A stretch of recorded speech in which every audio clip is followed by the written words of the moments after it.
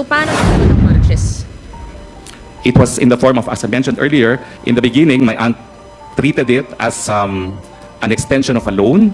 So it was an advance from my aunt, which I thought would redound already to my name. But in the end, she said, no, until you actually pay me, it will still be mine.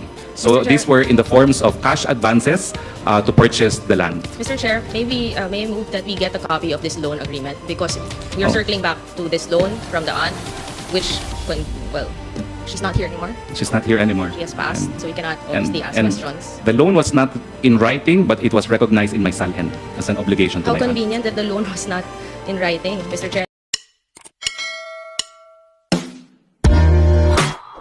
Good afternoon to our resource person.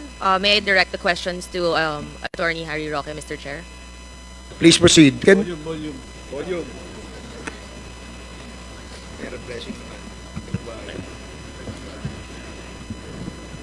Better, yeah.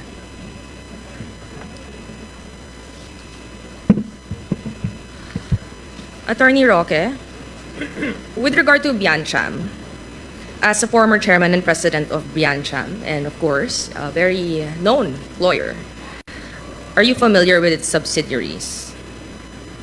Wholly owned corporations by an existing corporation, Mr. Chair. Are you familiar with the subsidiaries of Biancham? Yes, Mr. Chair, I am familiar with subsidiaries of Biancham. What are these subsidiaries? I have PH2, which is wholly owned by Biancham. There's another one, Lat something, which is also a holding corporation for another real estate company. Let's show on the GIS on 2020 the subsidiaries as stated in the GIS. Can we show it, please? So do you have 4 subsidiaries? Yes, Madam, Mr. Chair. That's PH2, Lot, First Bataan, Mariveles Power, and Block 19 in Pinewoods Village. So, since PH2, Lot 37, Pinewoods is subsidiary, I'm sure you're familiar with PH2, correct? Yes, Mr. Chair. And you confirm that Biancham currently owns 99.9% of PH2, and even in 2018 it was 95%, Mr. Chair. Yes, Mr. Chair. In fact, in 2018, you were a shareholder, the resource person was a shareholder of PH2. Yes, Mr. Chair. And at one point, even the chairman and president of PH2. Yes, Mr. Chair.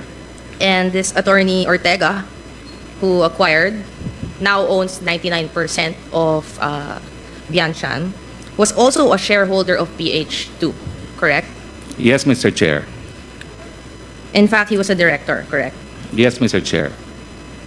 And you confirmed that at one point, as stated in the 2022 GIS, a certain attorney Gonzalez became a shareholder of PH2 as well. Yes, Mr. Chair. So these are the breakdowns of Biancham's incorporators in 2014, PH2 stockholders in 2018, and Biancham's first GIS and amended GIS in 2022. So essentially, in Biancham, in 2014, you owned 49.96%. In March 2020, you owned 98%, and just in 7 months, it was Attorney Ortega who owned 99% of Biancham. By virtue of a trust agreement, Mr. Chair. Currently, and PH2 stockholders in 2019, Biancham Trading owns 95%. This was in 2018 GIS as reflected. You own 1%. Attorney Ortega owns 1%. And Attorney Gonzalez later on owned stocks in PH2. Is this correct? That is what the record says, Mr. Chair, yes. So essentially, the shareholders of PH2 and Biancham are almost the same. It is 100% owned, Mr. Chair, by Biancham, except for the nominal shareholders to complete the minimum of 5 incorporators and directors, which was then required by the Corporation Code. So the resource person is saying it's essentially owned, Mr. Chair. Let's just put that in record. Currently, Mr. Percival Ortega, as established earlier, has a 99% share in Biancham. So he's the current chairman and president. This is correct. He holds almost all the shares now in trust in behalf of all the families subject to our settlement, Your And Honor. one of the shareholders is also a certain Attorney Butuyan. Yes, he was my law partner for 30 years or so. So you, Attorney Butuyan, and Attorney Ortega, what is your relationship with each other? Were you classmates, all partners? Yes, we are all classmates, and that is why the family trusted Attorney Percival Ortega to take care of the interests of everyone. Would you know if there are other companies wherein Attorney Ortega is the chairman and president of? I know he sits in some other companies. And who is reflective of the true beneficial owner of Biancham? I'm sorry, The Mr. Chairman? true and beneficial owner of Biancham? It is my family now. Actually, the biggest shareholder of Biancham now is my aunt, who invested the most in the real estate project in Bataan. But as I said, my aunt had just passed. The biggest shareholder, even if She is, because she invested the biggest amount of money in the real estate transaction. So her name would be reflected on the beneficial owner form in the SEC documents. Not yet, because in the beginning, she made me sign a loan agreement, and then later on, she changed her mind that it will be hers. She changes, so I just Not comply. yet. So meaning, or currently, you're the beneficial owner. Well, in our trust Yes or agreement... no lang, Mr. Chair? No, Your Honor. Right now, the beneficial owner is still the estate of my aunt, who owns the biggest share in the land transaction in Bataan. Mr. Chair, since the beneficial ownership form is submitted naman to the SEC, may we require that the beneficial ownership form be submitted to the committee?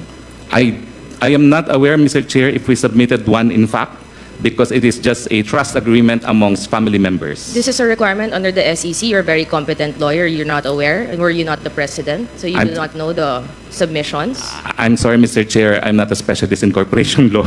That's why I have to hire But other you were lawyers. the former president and chairman of Biancham. Yes, Mr. And you Chair, were not aware but of the submissions? it's a dormant company for all intents and purposes. I am not a specialist in corporation law. It's a dormant corporation right now. How so? It's a holding corporation because it only owns title to raw land.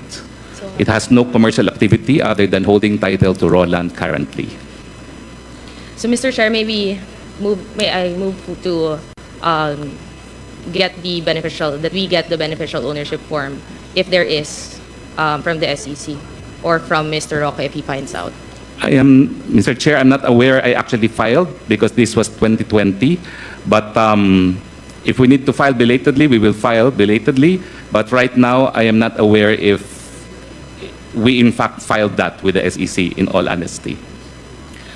And earlier, the transfer of the shares of stock to Attorney Ortega was through what mode? It is a trust agreement whereby he agreed to be a trustee for everyone in my family. And you have a copy of that trust? I committed to submit a copy already of the trust agreement. And All- currently, are you in the process of buying back or any plans to buy back your shares in Biancham?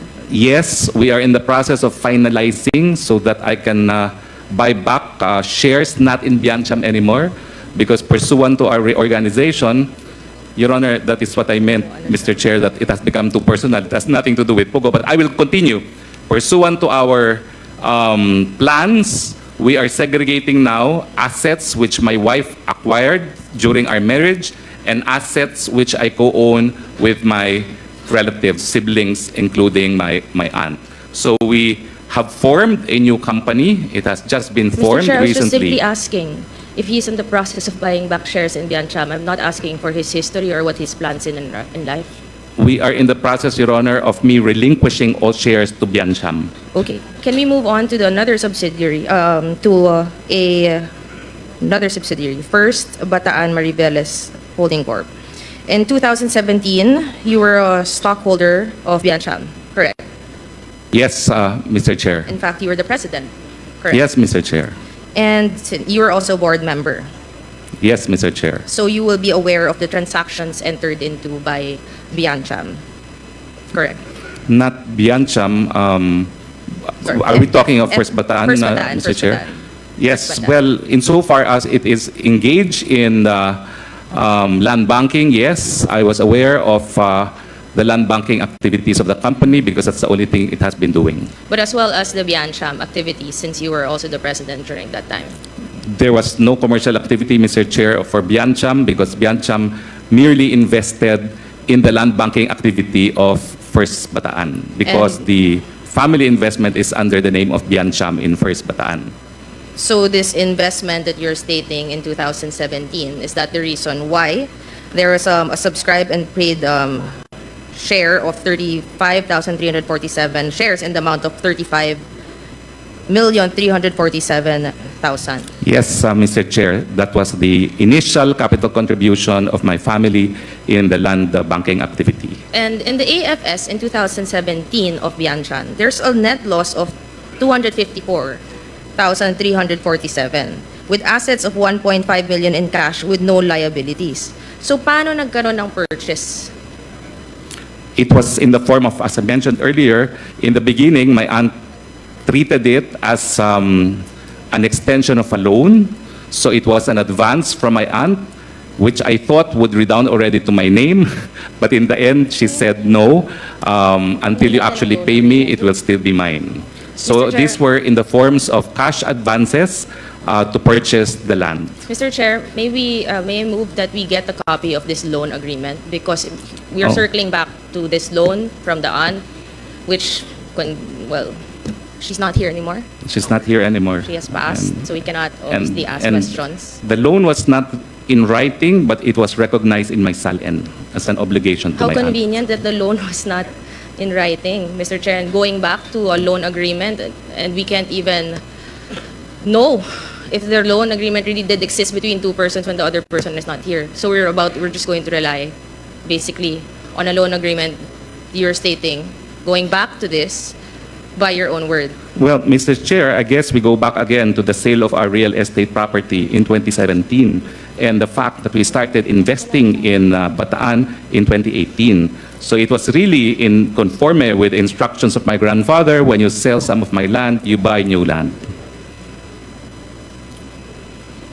Mr. Chair, so we go back to this whole thing. No, we'll just look at Biancham being a stockholder again of FBMHG, First Bataan.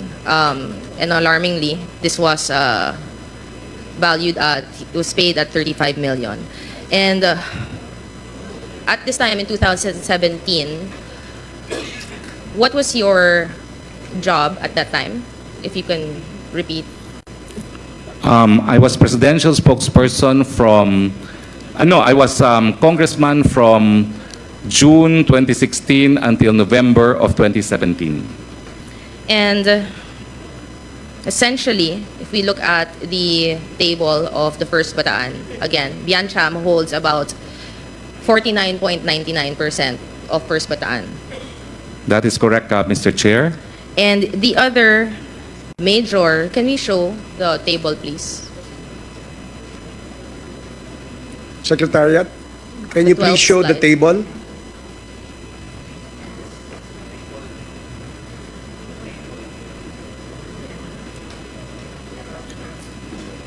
I'm sorry.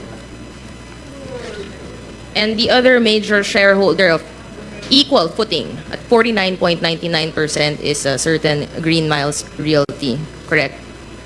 That is correct, Mr. Chair. And we have other shareholders, Danny Corral, Attorney Butuyan, Jessica Go, May Garcia, and Candice Corral, correct? Yes, that is correct, Mr. Chair. Who are these persons? Who is Jessica Go? Jessica Ko used to be a staff lawyer in my law office. She is now a state prosecutor at the Department of Justice. So she used to work under your law office? Yes, with Mr. Chair. Attorney Butuyan, who's also a shareholder. A nominal shareholder to complete the 5 incorporators and 5 directors then required. And who is Zarmay Garcia, An associate lawyer who has since passed. of also the same law firm? Yes, Mr. So Chair. you have 2 associate lawyers under your law firm that became a nominal shareholder in this big corporation. Yes, Mr. Chair. And who is Danny Corral? He is a very good friend of mine who is present today. He is an accomplished sugar trader since 1985. And Candice Corral? Candice Coral is the daughter of Danny Coral, who is my ihada in her wedding. And Green Miles Realty Corp. What is this corporation? That is a corporation owned by the Coral family. It has been in existence since 2010. And can you, so as we can see, Green Miles is essentially 56% Danny Coral, 28.5% Candice Coral, who are also shareholders of First Bataan, nominal shareholders, who essentially own Green Miles Realty Corporation, correct? The plan originally was it was going to be joint venture between Biancham and the company of Danny Coral. And can you explain your working relationship, since you're both in equal footing, Biancham and Green Miles, in terms of transactions, in terms of the corporate operations and whatnot? Well, we are very good friends, and in the beginning, we intended to invest only in 90 hectares of property, and we had a consolidator by the name of Attorney Carlos, no, Anselmo Carlos. After transacting the first 90 hectares, he offered to expand the area to 200. And after the 200, Mr. Attorney Carlos passed, but the other landowners in the area offered to sell their properties. But I told my partner, Danny Coral, hindi ko na siya masasabayan. And I could only invest on behalf of Biancham up to 95 million.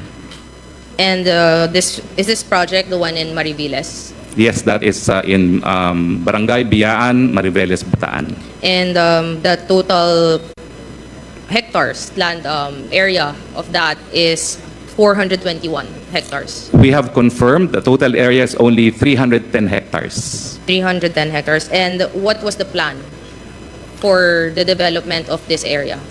Well, we submitted a feasibility study to the Freeport Authority of Bataan. It was supposed to be mixed use, and the original plan was it was going to have an LNG, a liquid natural gas power plant that would then power manufacturing facilities that we hope to attract in that location. And that is why we located in Mariveles, because it is where the Freeport Authority of Bataan was located. And I'm also a native of Bataan. So I really wanted employment for my home province of Bataan. You mentioned originally.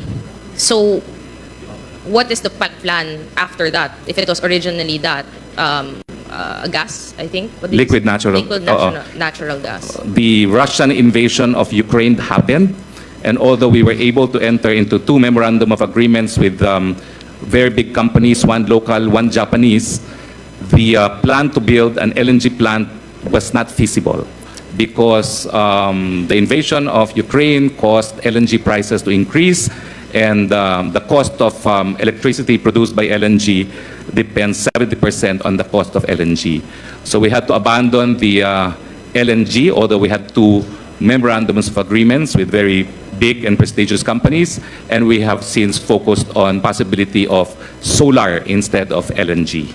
As a former presidential spokesperson, you're of course always interacting with the media and you're aware of the current news, especially during that time, correct? Especially when I was spokesperson, but there was a gap. I was spokesperson for 11 months, and I was spokesperson for 1 year and 2 months. Why is that? Because in 2019, I resigned to run for the Senate, but had to withdraw because I had developed a heart condition. And then I was out of government from October 2018 until I was called back at the height of COVID in April of 2020 already. So during some time, this article has already been deleted. Billionario. Yes, that article caused so much trouble. What we did was we submitted, Mr. Chair, a feasibility study for what we had intended to do in our project in Bataan. And of course, it's very flowery. But unfortunately, the application to be part of the territory of the Freeport Authority of Bataan somehow leaked to the media. And it was reported in Billionario that we already had net worth equivalent to what we projected would be the net worth of the company after 20 years. So the thrust of the article was we were worth 55 billion already, as if we had already implemented the feasibility study. There was a mention there that there were plans to create a POGO site there. No, Your Honor. It was a BPO site, and I consulted with, in fact, the father of BPO in the Philippines, who was my doormate in UP, former president of PAL. We reserved a BPO sector there, and Mr. Santa Maria, who is really the father of BPO in the Philippines, who was then in PAL, said that when I leave PAL, I will help you develop the BPO industry, especially since Bataan has a very young workforce. So you're denying everything that this article is saying? Definitely, because it assumed that we had already realized what was included in the feasibility study, and it had such an impact on my wife. Okay. That Mr. Chair, my- yun lang naman yes. kailangan natin marinig if he is denying everything that was stated in this Yes, article. yes. Let's go to the PH. Let's go back to PH2. In PH2, there's a house in Tuba, Benguet. Correct. That is correct, Mr. Chair. And you're, again, we established you're incorporator of PH2. And you were, in fact, a president for a couple of years of PH2 in 2017 and even in 2018, correct? That is correct, Mr. Chair. And this was the time that you were also the presidential spokesperson. What year again, Mr. Chair? Because I have to verify. 2017, latter, you said, of 2017 and even in 2018, correct? Yes, yes, Mr. Chair. And you know that as a president and member of the board of PH2, then you have to review contracts and you would know transactions. As a lawyer, you would do your due diligence naman kahit pa paano. Well, yes, we read contracts. Yes, Mr. Chair, we do. And in this house, you were living for a while in Yes, Tuba, right? from 2019. And this house is essentially, you were leasing this house. PH2 was leasing this house, correct? In the beginning, no. I lived there while recovering from. Mr. Chair, we're just, if it's, we're not asking in the beginning, is it sometime it was being leased to someone? Yes, it was leased at some point after I resumed my obligations or my work as presidential spokesperson in 2020 April. Kindly wrap up, Yeah. Congressman Nograles. So, are you familiar, of course, with a certain One Yun? With a One certain name of individual called yes, One Name One Yun, she was a lessee. and a person of interest in the investigations of Lucky South 99. My lessee who signed the contract was not a person of interest. It was another person who became a person of Who is interest. this person? I do not know the name. So you Because did not do due diligence on the subleasing of your supposed lessee? I was not aware that that person was there. I did my due diligence. In fact, it was a very long time before we agreed. If you did your due to lease diligence, that why did you not find out who was leasing that certain property? Because I only studied the person who wanted to lease it, and that was the person who signed So the you lease were not contract. aware that he was subleasing it to a certain Sun Liming. He was not. I was not aware. It was not allowed. But are you familiar with Sun Liming? No. Sun Liming, it's in the news naman. He is currently in the Interpol red notice. So he was the one, and he said that he is leasing this house there. And you were not aware at all? No, I was not, because my lessee was a different person. He was a lady who was a single lady, because we asked her to submit her ACR to prove that she was in compliance and she was not an illegal alien and that she had an NBI clearance as well. Okay. And in 2020, again, you were no longer a stockholder of PH2, and at the same period, no longer a stockholder of Biancham, correct? Yes, that is a result, Mr. Chair, of our reorganization arising from my wife's insistence that she did not want to be involved in any of my business undertakings anymore because she could not stand the lies that was printed by a tabloid online. So in summary lang, Mr. Chair, I would just like to show a summary of maybe the ownerships that we've established today on Biancham Holdings and Trading. If we can show the last slide, please. So we have Biancham Holdings and Tradings that we've seen the connection with PH2 Lot 37, which Biancham owns 99.99% of that. Na ito nga yung bahay na in Tuba, Benguet, where we see it was leased to Wan Yun, who apparently subleased this to Sun Liming. Were both connected with Pogos. We also have the connection with First Bataan, Mariveles Holdings Corporation, which you said that there's this land nga in Mariveles, that even if you are saying BPO siya, BPO can actually be a term naman na POGO operations pa rin naman to, which is why we are investigating on these illegal POGOs and these illegal businesses running in the guise of a legal corporation or legal operations when hindi naman pala, no? Which Biancham owns 49%, almost 50%, and another is owned by Green Miles. Na alam naman natin may partnership ang Green Miles with Biancham also. So all of these, Mr. Chair, I just want to rebut what with due respect to the resource person, na walang kinalaman ng mga pinagtatanong natin sa Biancham at yung family holdings nila sa iba't ibang mga corporations na nakita naman natin subsidiary naman ng Biancham. That seems we have to dig deeper on the connection of the resource person with the connection also of some individuals and the connection of POGO as a whole, which is part of this, what we're discussing anyway, Mr. Chair. With that po, Mr. Chair, I end my questions. Okay. Thank you, Congresswoman Nograles.